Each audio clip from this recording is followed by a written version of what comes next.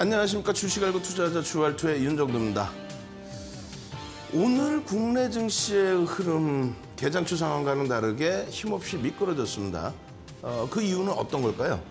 당연히 일본 쪽의 하락폭의 확대, 그 흐름 때문에 아무래도 미국 증시의 선물에서의 또 흔들림. 지금 시간도 마찬가지입니다. 유럽 쪽의 변동성이 좀 확대되다 보니까 미국 증시의 선물이 낙폭이 좀 심화되어 있습니다.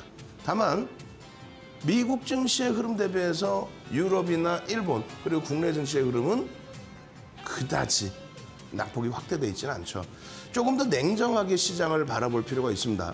지금 뭐 공포 심리가 굉장히 크게 확산되어 있는데 변동률로 따지고 보면은 아직까지는 감내할 수 있는 수준이 아닌가, 감히 조심스럽게 말씀드립니다. 결론적으로 오늘 시장의 흐름은요, 공포감이 조금 더 앞서 있는 흐름이다 이렇게 말씀드리겠고, 종목별로의 변동성 부분은 대형 우량주 쪽은 다소 제한적이었죠. 그간의 변동성이 확대되어 있던 종목군들의 등락폭이 확대된 겁니다. 이럴 때일수록 어떻게 해야 되나요? 시장 흐름 제대로 읽으시고요. 그리고 옥석 가리기를 통해서 이번 흐름이 마무리가 되고 반등이 나올 때 시장을 견인할 수 있는 종목, 그런 종목을 가지고 가셔야죠. 그래서 오늘도 준비했습니다. 앞부분은요, 시황 부분을 많이 넣어놨어요. 그러고 나서 여러분들이 꼭 들여다보셔야 될 종목에 대해서 가지고 나왔습니다.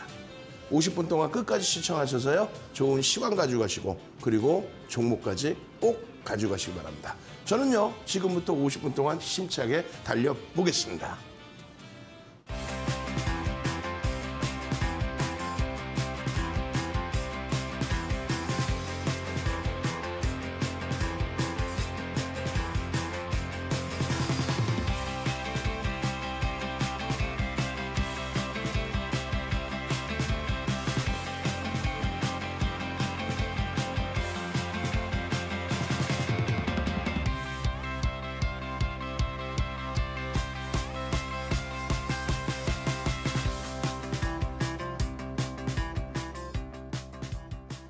시장 상황이 녹록지 않습니다. 지금의 흐름 상당히 어려운 흐름이다 이렇게 생각하실 수 있는데, 미국 증시의 변동률이 좀 높아져서 그렇습니다. 근데 미국 증시의 변동률도 사실상은 저점을 뭐 크게 하회한 그런 수준은 아니에요. 그러니까 첫 번째 기준은 우크라이나 사태 때문에 1월 달에 조정을 받았던 그 시점, 그리고 실질 전쟁이 발발이 되고 고조화됐을 때 2월, 3월의 기준에서의 흐름, 그러고 나서의 흐름은 제한적이거든요.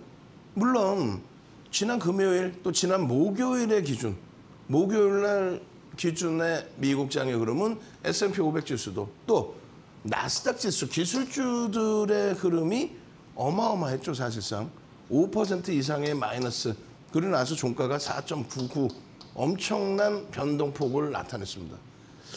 그런데 이러한 부분이 뭐 펀더멘털적인 부분의 훼손이라든가 전체 추이 추세 부분으로 논하기에는 나머지 글로벌 시장의 흐름, 그러니까 독일 같은 경우에 어찌됐건 우크라이나 사태 기준에서의 조정폭이 여기까지였죠. 또 프랑스 까크 같은 경우에도 마찬가지. 까크를 지금 안 가지고 나왔네요. 죄송합니다. 니케이 지수 마찬가지. 그리고 국내 증시의 흐름도 오늘 위태위태했습니다만 결론적으로 아직까지는 1월의 저점 2600포인트가 이탈되는 그런 흐름까지는 아니라는 거예요. 분명히 미국 증시는 어마어마한 급락인데, 그리고 지금 시간 기준에 미국의 나스닥 기술주 선물은 2%대 하락인데, 지금 시간 기준에 유럽장의 하락률은 1%대 수준에 놓여져 있다는 거죠. 왜 그럴까요? 단순합니다. 단순 논리의 기준인데, 일단 지난해 12월 24일 기준, 우리나라 현지 시간 기준에, 우리나라 시간 기준에 12월 24일의 기준, 그 12월 24일의 기준에서 3,012포인트였다는 거죠. 3,000포인트대.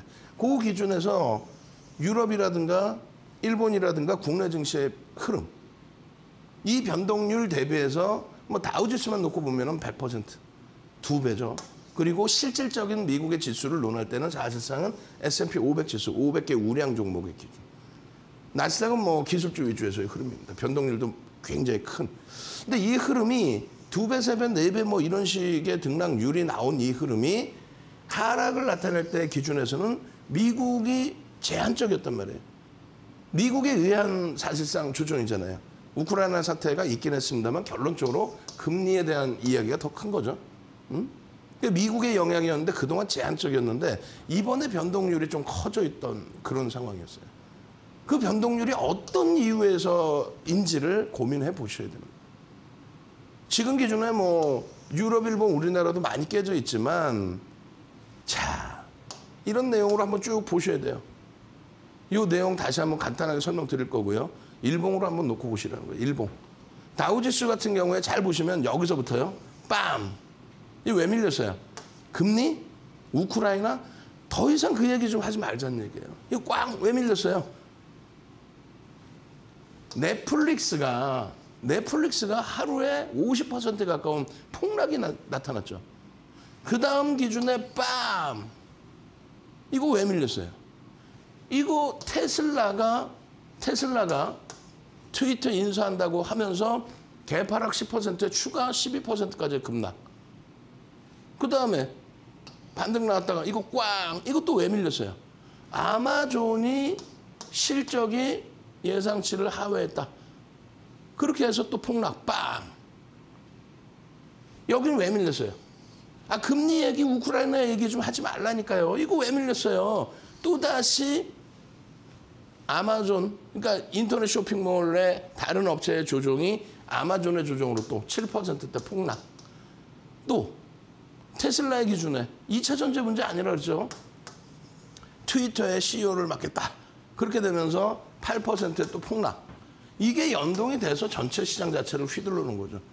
뭐 50bp, 75bp, 빅스텝 그거 가지고 깨졌다고 말 같지도 않은 소리. 그 전부터 나와 있던 얘기 아니에요? 그 전부터 여기서는 50bp 예상 안 했습니까? 물론 뭐 75bp의 얘기가 나와 있는 기준도 있었지만 당연시하게 그 부분에 대해서는 어떤 거예요? 소수 의견이잖아요. 우리가 시장에서 와 50bp 올릴 수 있어, 75bp 올릴 수 있어, 뭐 25bp 올릴 거야. 그 내용이 뭐예요? 전체적인 내용에서 확률이 어느 정도 되느냐. 월가면 월가 예상치 기준에서 확률이 어느 정도 되느냐. 또 연준 위원들의 코멘트 내용에서 힌트를 가져가고 그렇게 해서 50bp를 올릴 확률이 78%다. 이제는 90%를 넘긴다. 75bp를 옮길 가능성도 있다. 올릴 가능성도 있다. 근데 이거는 소수 의견. 가능성은 뭐 5%. 희박한 내용. 그 이전부터 노출돼 있던 걸 지금에 와서 뭔 이상한 소리를 하냐 이거죠. 결론적으로 마찬가지로 S&P 500 지수 마찬가지 흐름이에요. 그리고 나스닥 지수 마찬가지 흐름입니다. 여기가 더 빠졌는데 변동률이 제한적으로 보일 뿐이고 이쪽에서의 흐름이에요. 기술주들에 대한 실적. 근데 그 실적에 대해서는 실적이 다소 부정적으로 나왔지만 성장성에 대해서는 그대로 유지하겠다예요. 다시 잘 보실래요? 나스닥 지수 저점을 더 깨고 있어요. 다우지수부터 다시 볼까요? 다우지수 저점을 안 깼습니다. S&P 500 지수, 다우지수는 30개 종목에 대한 주가 평균 방식. 얘는 뭐예요? S&P 500 지수는 500 종목에 대한 우량주. 살짝 이탈된 흐름. 살짝. 그리고 나스닥 지수는 조금 더 깊이 빠져내려가는 흐름. 그런데 유럽은 어때요? 꽝꽝꽝이 없잖아. 꽝꽝꽝이 어딨어? 장대 음봉 떨어졌어요. 갭상승 이따만큼 나오고의 음봉입니다. 갭상승 이따만큼 나오고의 음봉. 응? 그러니까 실질적으로 이날 종가 대비해서는 약법으로 끝난 거예요. 미국 증시가 5%까지 빠진 날, 나스닥이 4.99 빠진 날. 빠진 게 없어요, 사실은. 그러고 나서 그 다음날 1%대. 그리고 현재 1%대. 니케이 지수 마찬가지예요, 니케이 지수. 니케이 지수는 프랑스 까크부터 보고요. 프랑스 까크부터 보시면은 여기도 마찬가지예요. 종가 여기에서 갭 상승 이따만큼 나왔다가 결론은 요만큼 밀린 거예요. 미국 5% 빠진 날. 그러고 나서 추가 폭락이 아니야. 좀 가슴에 손을 얹고 생각해 봅시다. 미국의 금리 얘기, 우크라이나 사태 문제라면은 미국 금리 얘기는 좀 뒤로 빼놓을까요? 그럼 우크라이나 사태 문제라면 얘 붕괴돼 있어야지, 붕괴. 이게 붕괴된 거냐고? 아니잖아요. 그러니까 유럽은 이렇다고 칩시다. 영국의 FTS이고 그 다음에 범위에 일본. 일본 금요일 날이요 0.6%대 강세로 마감했어요. 예? 금요일 날. 미국이 목요일 날 5% 하락했을 때 일본은요 3거래일 동안에 휴장에 들어갔잖아요. 휴장 들어가고 나서 금요일 날 딱 재오픈했는데 플러스로 마감됐다고. 오늘 그 후폭풍 기준일지 모르겠지만 어찌됐건 마이너스 2%가 밀리면서 미국 증시의 선물, 시간의 선물이 1% 이상까지 밀렸던 거예요. 아시아에서 유일하게 선진시장이잖아요. 뭐 중국을 뭐 하려고 보고 앉아있어. 중국의 경제 동향을 놓고 보더라도 중국 브릭스 시장의 시장 동향을 놓고 보는 건 아니에요. 뭐 중국 얘기 뭐 연관성이 있다 그런 얘기 다 집어치우고 선진시장의 지수 그리고 미국 유럽 쪽 보시면 되는 거예요. 아니, 결론적으로 문제가 있냐고.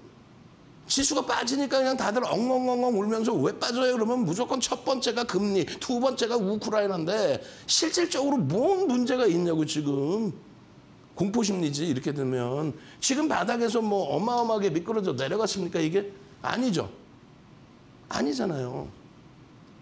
우리나라 지금 1월 저점도 솔직히 안 깨고 있는 거야. 1월 저점도. 에? 결론적으로 다시 한번 빠르게 보겠습니다. 넘겨서. 어떤 기준이냐면 그날 미국 현지 시간 기준으로 5월 5일 날 기준에서의 흐름을 보겠습니다. 전자상거래업체의 실적이 부진했어요. 다른 거 하나 없어 솔직히 얘기하면. 금요일의 기준은 지표가 좀 둔화된 거고. 전자상거래업체 실적이 둔화되면서 아마존 추가적으로 또 폭락에 7.56.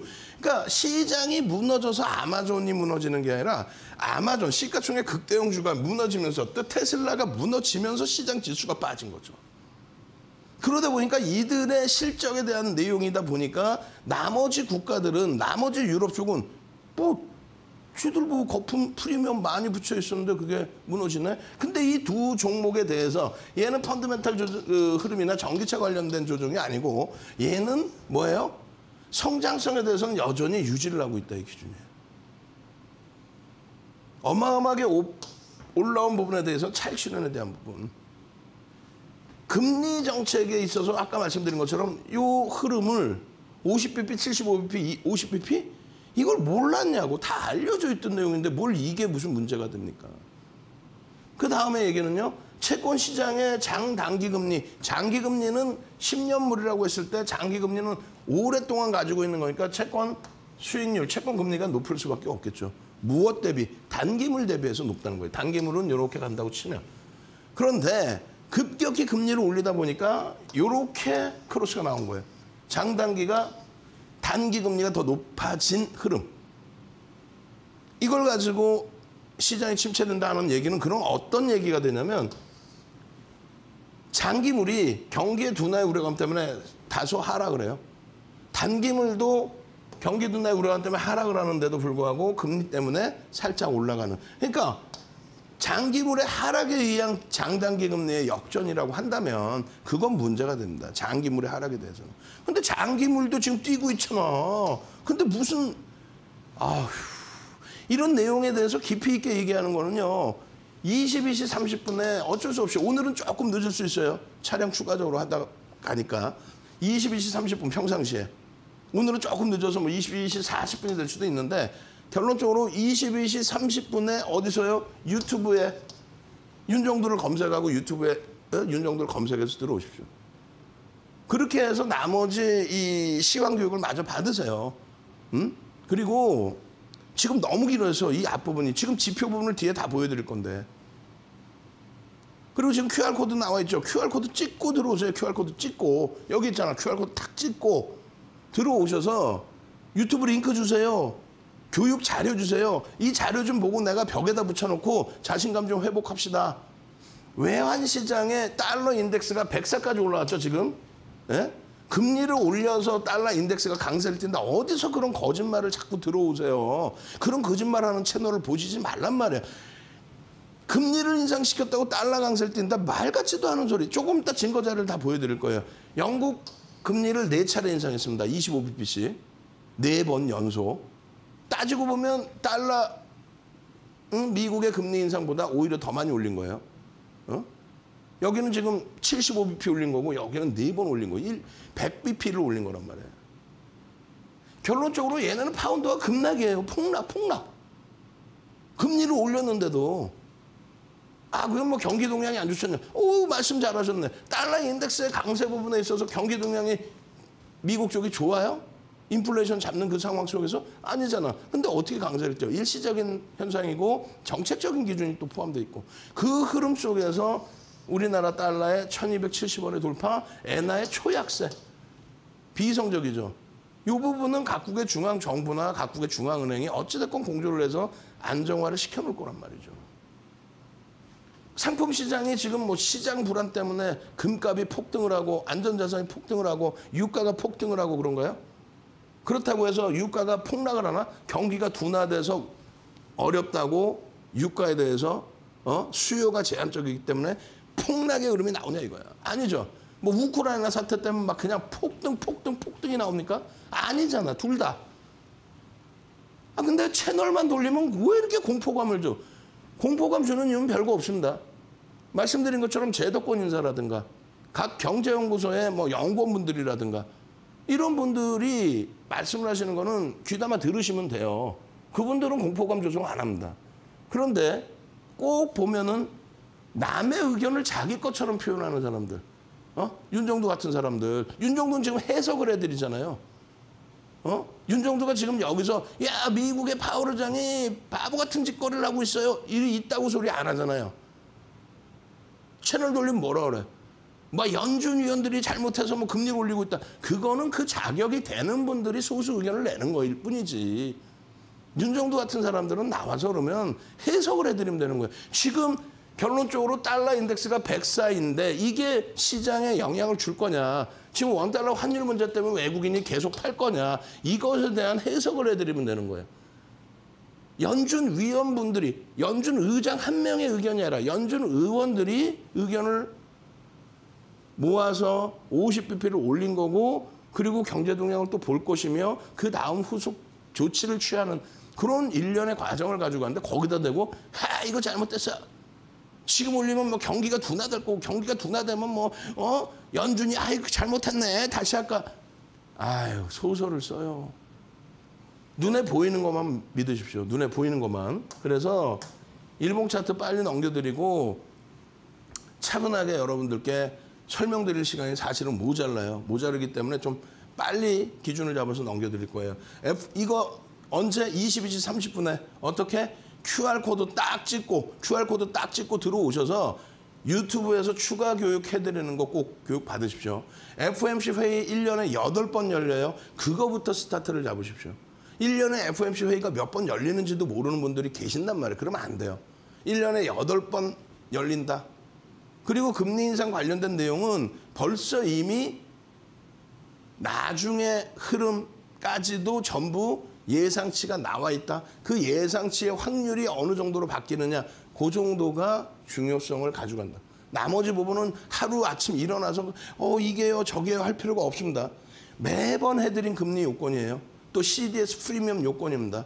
결론적으로 아무 문제가 없다. 어떤 문제가요? 자, 금리를 전체적으로 이렇게 인상하던 시기에 그렇다면 시장의 흐름은 무너졌느냐라는 얘기예요. 특히 기술주의 흐름이 무너졌느냐. 전혀. 금리 인상 시기 2004년 6월부터 2006년 6월까지 17차례를 올립니다. 17차례를 올린 거야. 17차례. 지금의 반짝 25bp, 50bp가 아니라 25bp를 단 한 번도 안 쉬고 17차례를 올렸어. 그럼 어떻게 돼야 돼? 시장 폭락해야죠. 폭락은 폭등입니다.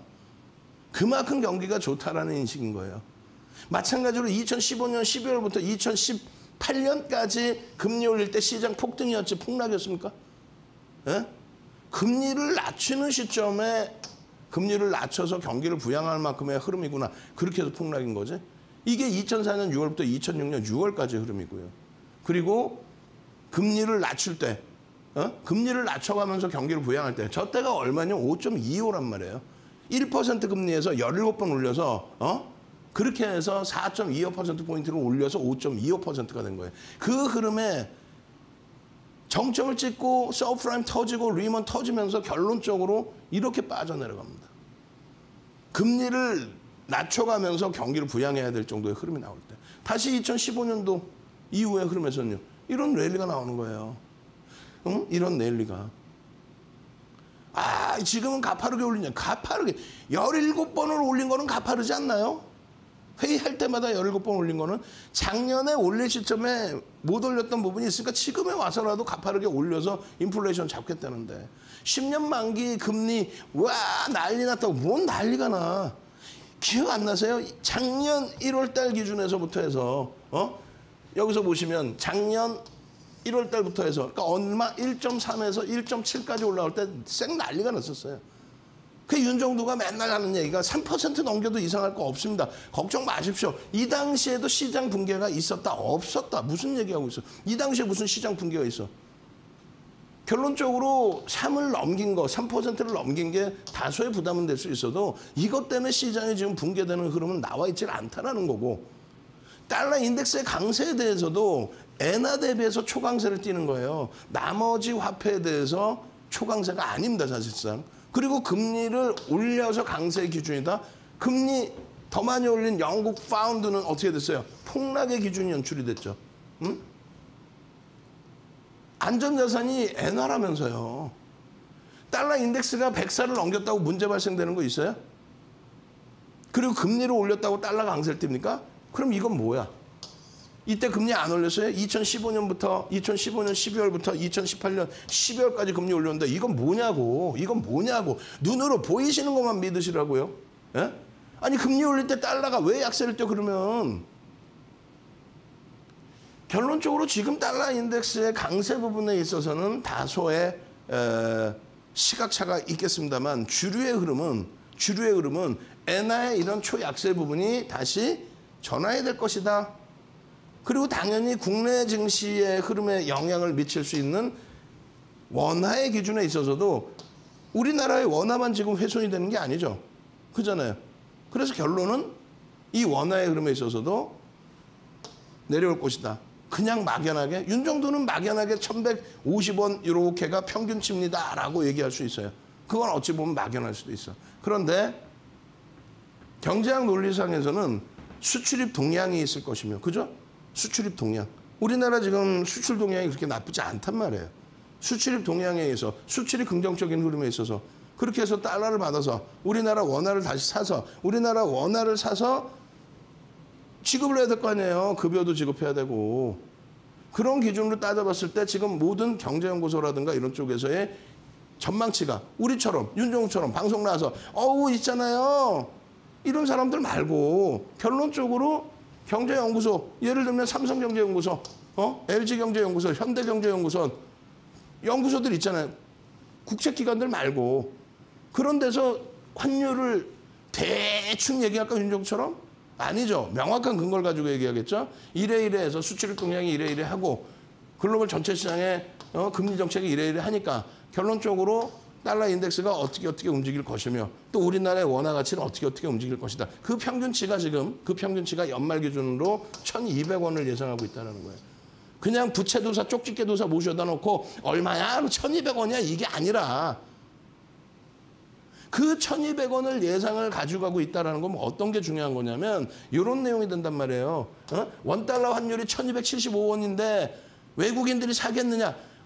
그런 이야기 하는 방송 채널 자체를 바꾸란 얘기예요.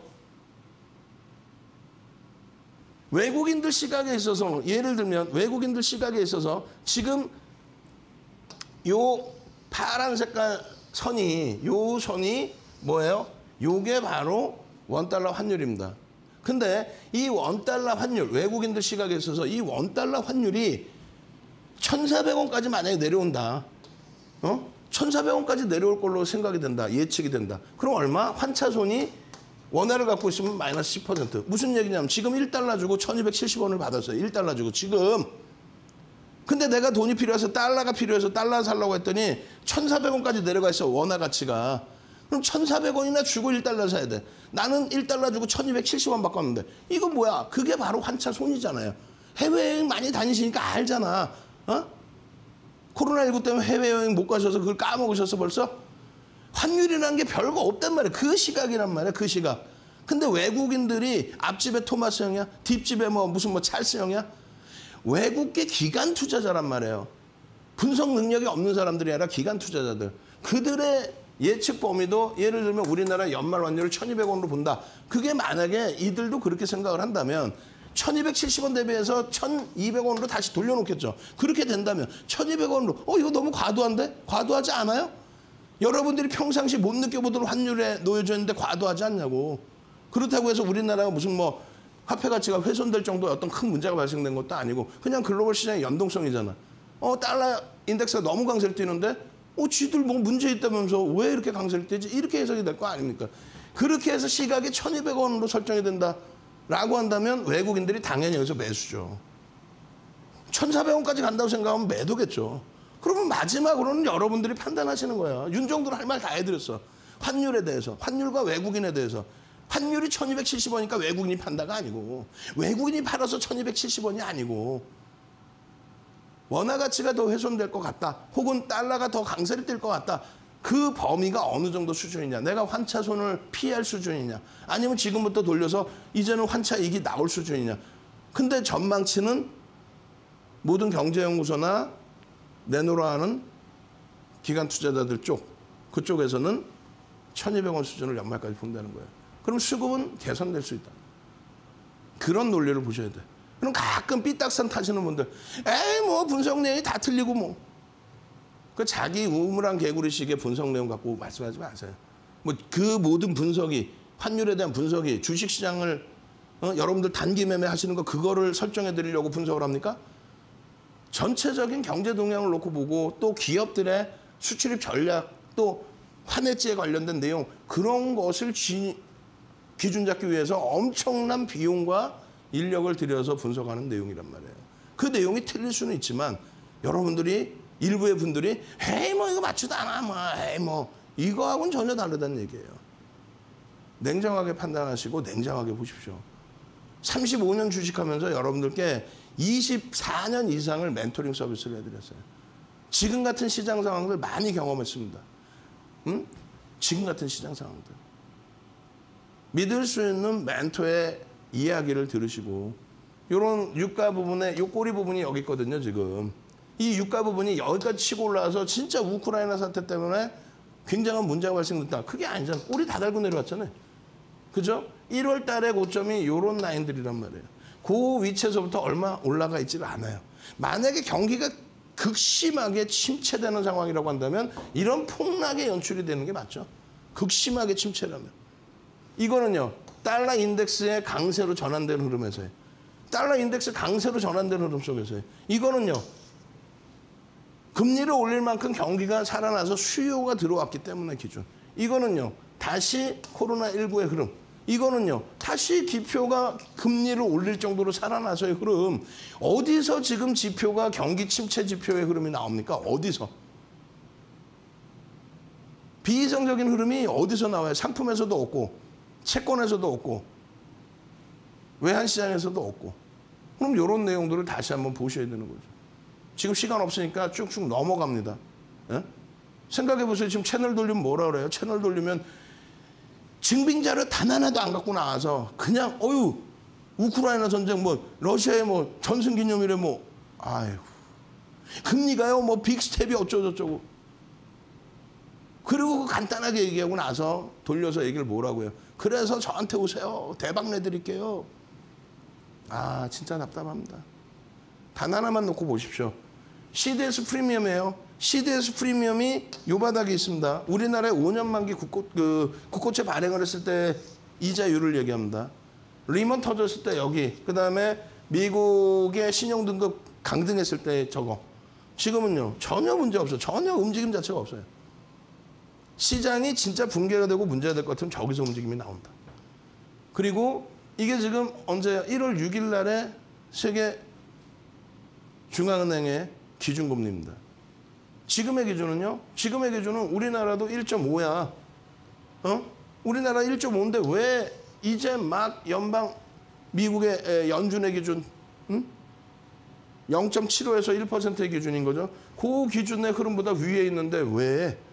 영국 마찬가지인데 왜 얘만 뭐 금리가 강세를 띠고 달러 인덱스가 강세를 띠고 결론적으로 바닥금리의 수준이다. 아직까지도 바닥금리의 수준이다. 아직까지도 바닥금리 수준인데 뭘 그렇게 걱정을 하십니까? 공포감 속에서는요. 백화점처럼 늘어져 있던 종목군들 뭐 또 우연찮게 채널 돌려서 보면 가끔 그 얘기를 해요. 펀드멘탈도 안 돼 있고 아무것도 안 돼 있어. 그냥 말 그대로 거품, 프리미엄도 아니야. 거품이 그렇게 껴져 있던 특히 제약바이오 같은 종목. 그런 종목 쭉쭉쭉 밀리고 있는데 아유 그 낙폭이 심화돼 있네. 아유 가져가 봅시다. 그거는 그냥 한강에 돈 뿌려서 버리라는 얘기뿐이 안 되는 거예요. 옥석을 가려야죠. 낙폭이 심화되더라도. 다 떠나서 제로 베이스에서 이렇게 실적도 없는 애가 거품이 이렇게 많았었는데 아직도 저 바닥 대비해서는 올라와 있는 수준인데 고점 대비 낙폭이 심화돼 있다고 이걸 가져가야 된다? 기술적 반발력은 나올 수는 있겠지만 그 미련을 버리시라는 거예요. 지금 같은 경우가 엄청난 기회다. 어설픈 거 싹 정리해서 제대로 된 종목 탁 잡아놓고 이제부터 제로 베이스에서 다시 시작해야 된대요. 보통 보시면 내가 100원 갖고 투자했다가 200원 돼 있잖아요. 그럼 내 원금이 자꾸 200원이라고 생각을 해요. 여러분들 선배분들이 대부분이 그래요. 그러다 보니까 조금만 밀리면 내 돈은 무지하게 아까운 거야.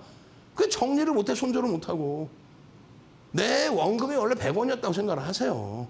그리고 나는 100원부터 시작했는데 하필이면 들어오자마자 막 두들겨 맞아서 지금 예를 들어서 50원이야. 그러면 50원에서 따블을 내겠다? 여기가 무슨 뭐 돗대기 시장이에요? 그냥 뭐 홀짝홀짝 해가지고 따블 내나 이걸? 여기서부터 그러면 인생에 좋은 경험 하셨다 생각하고 이 소중한 자산 50%라도 지켜내시란 말이에요. 정상적으로. 마지막에 사람이 궁지에 몰리다 보니 이런 상황이 돼 있으면 에라 모르겠다 도 아니면 뭐지? 그거 버리시라고요.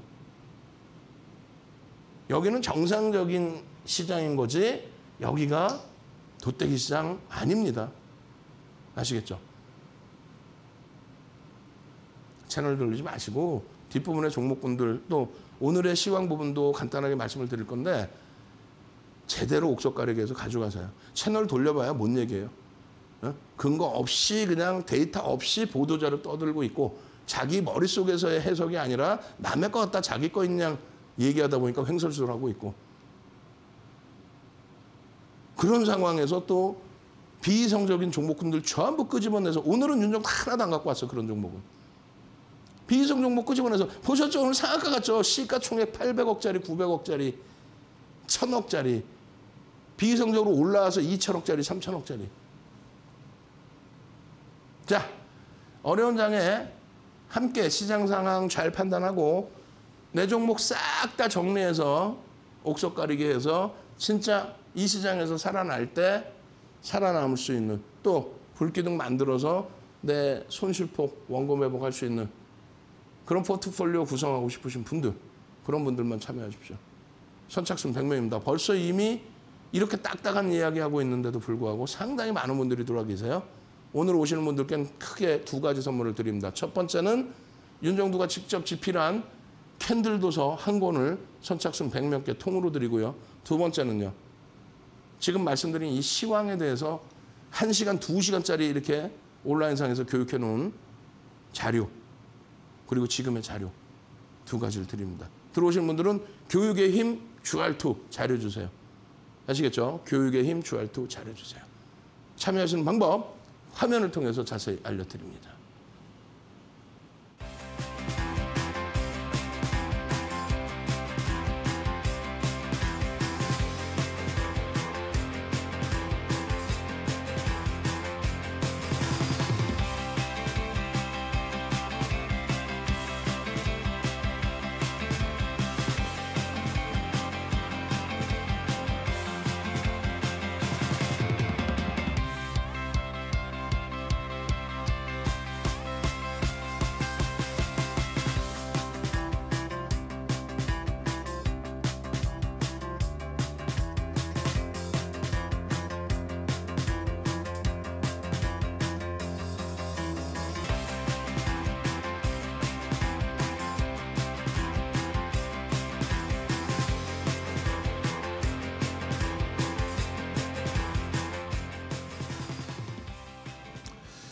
자, 지금 노란톡에 들어와 계신 분이 뭐라고 말씀하시냐면은 지금처럼 시장이 어수선하고 어려울 때 개인들이 어떻게 대처해야 되는지 그 팁을 알려주세요 하셨는데 별거 없습니다. 정석 투자를 하시면 돼요. 정석 투자를 해도 사실상 힘든 게 많거든요.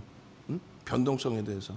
그런데 그 정석 투자를 하지 않는 경우에는 이거 되게 좋다던데 해서 딱 들어갔는데 그날부터 조정이야. 근데 그 조정이 감당하기 힘들어.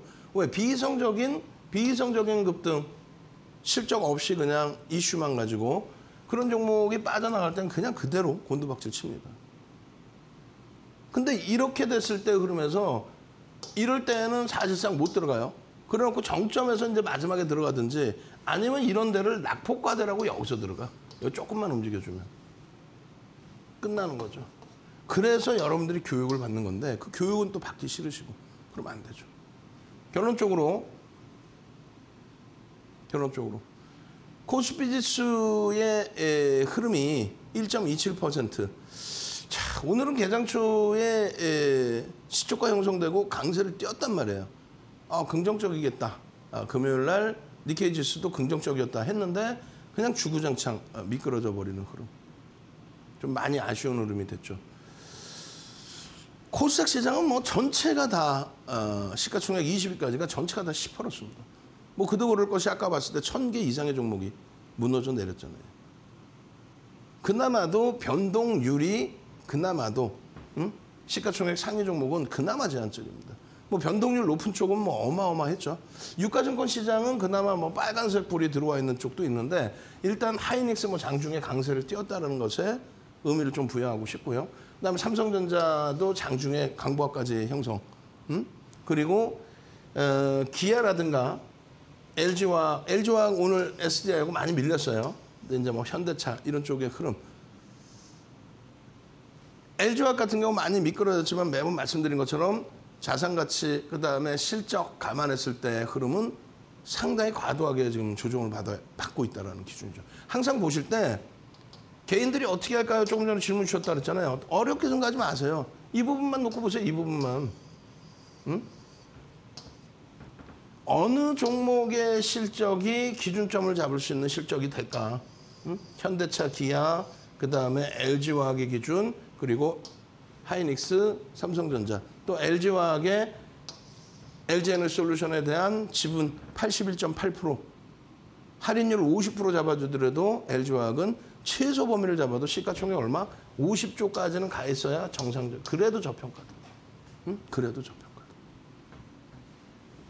결론적으로 실적이 뒷받침되는 쪽 위주로 보시는 게 가장 우선적이에요. 지금 장에서 뭐 자산 가치를 놓고 본다는 거는 그거는 또 말이 안 되고요.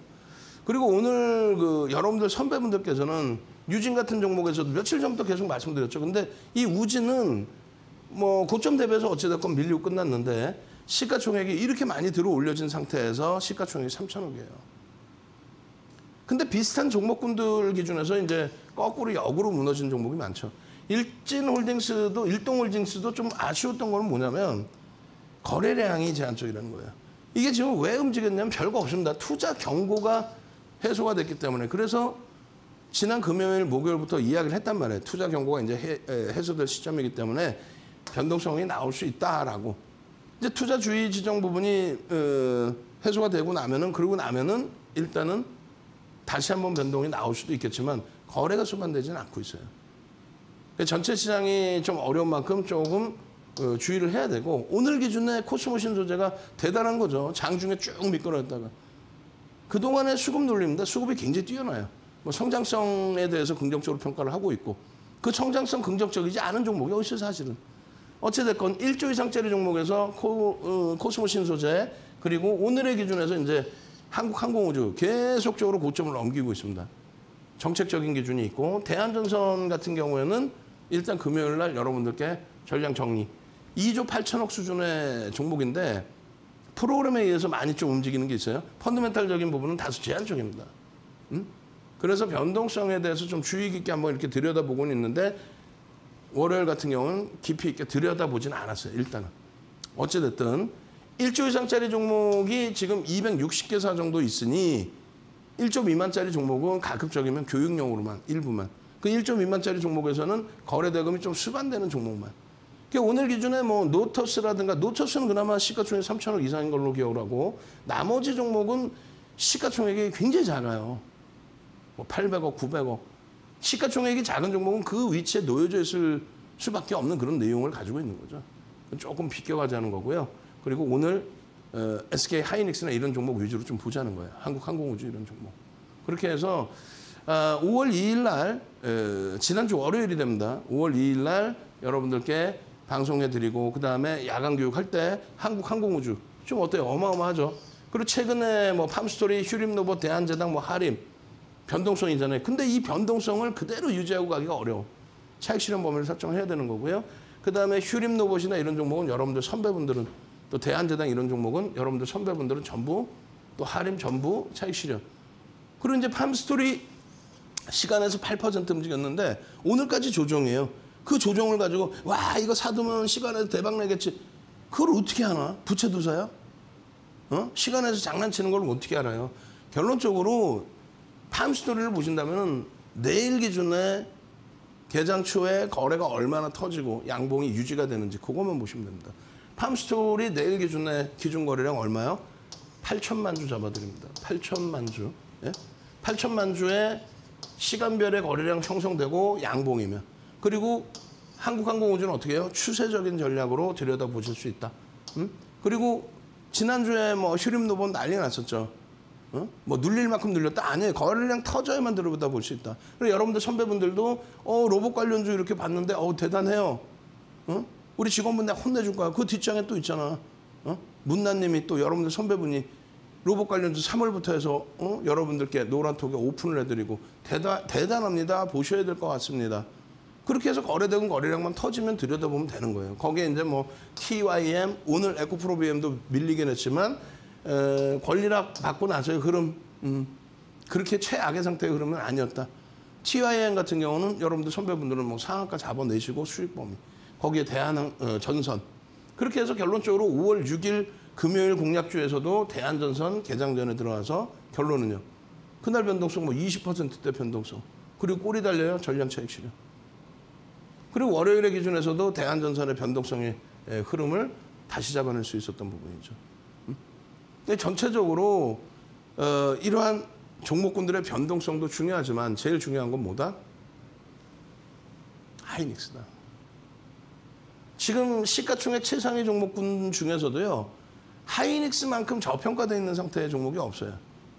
근데 역시나 채널 돌리면 또 뭐라 그래요? 주가가 눌려 있으니까 뭐 반도체 가격이 안 좋고 옆에 있으면 그냥 확 그냥 반도체 가격이 안 좋아서 작년 11월 달에 컨센서스가 9조 5천억까지 내려왔던 이 컨센서스가 지금 현재 12조 3,800억까지 형성돼 있어요. 작년 11월 21일 날 9조 5천억의 순이익 예상치가 지금은 12조 4천억까지 나와 있단 말이에요. 그런데 그게 1분기 실적이 벌써 나와 있는 상태야. 그래서 그 실적이 도달될 가능성 상당히 높단 말이에요. 결론적으로 지금 이 SK 하이닉스 같은 경우에는요. 누적 수급 범위가 손바뀜을 통해서 개인에게 다시 떠넘겨준 부분이 일부 있지만 지금 최악의 상태 아니에요. 시장 대비해서. 그죠? 실적이 상상을 초월하기 때문에 그래요. 전체 시장의 10월 13일부터 4월 4일까지 쌍끌이 매수 기준에 우리나라에 가장 많은 매집을 한 종목입니다. 시가총액 극대형주에서도 3조를 매수했으니까. 매집에 관련된 내용에 대해서 여러분들께 계속 말씀드렸죠. 어떤 식으로 들어와야 되는지, 어떤 식으로 들여다봐야 되는지. 2007년도 도서 자료예요, 저게. 결론은 1,870만 주면은 나누기 7억 2,800만 주 해주면 2.5% 이상의 수준이 됩니다. 그 2.5% 수준 단기간에 또 들어온 기준 그 평균 단가 대비해서 어떻게 돼 있어요? 20에서 30% 이상을 들어올려놔야 된다. 그리고 매집의 규모가 다른 종목하고는 다르죠. 유통 물량 자체가 없죠. 개인들이 10% 미만이야. 그 목표 주가의 설정 보면. PER이 6배가 뭡니까? 그러면 이때 당시의 기준 95,500원일 때의 PER 6배. 이때는 9조 5천억 예상했단 말이에요. 지금은요. 이게 12조 4천억이란 말이에요. 30%죠. 그러면 이 당시에 50%를 당연히 들어올렸고 지금 이게 똑같은 위치라면은 12만 원 수준이어야 돼요. 12만 원 수준에 50%면은 18만 원 가 있어도 이상할 게 없어요. 농담하는 게 아니고 그냥 멈춰져만 있어도 12만 원대에 있어야 되는 게 맞아요. 근데 그냥 아무런 기준점도 없고 실적이나 이런 비교도 하나도 없고 그냥 막연하게 아이고 시장 깨졌으니까 아우 왜 깨졌니? 반도체가 뭐 반도체가 어쨌다고. 작년 11월 대비해서 월등한 30% 이상의 순이익 예상치 그리고 실질적인 1분기 실적. 근데 왜 뭐 어쩌라고요. 너무 낙폭이 심하잖아 지금.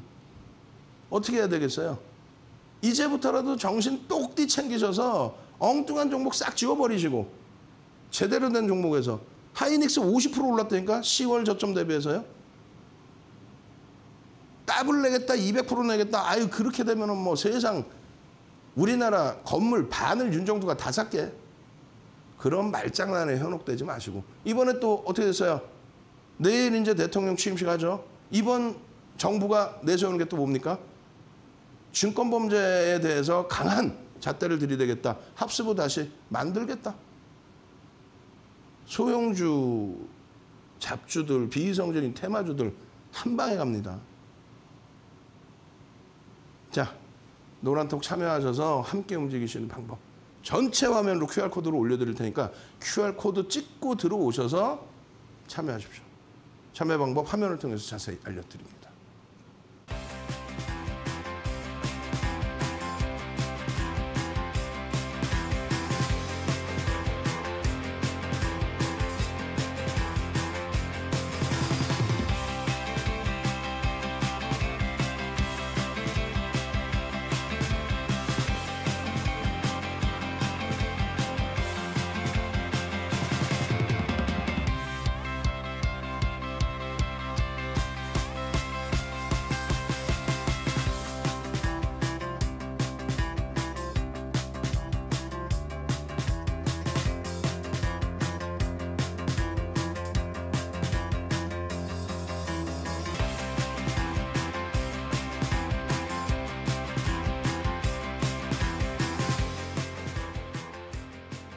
제게 남겨진 시간이 얼마 안 남았어요.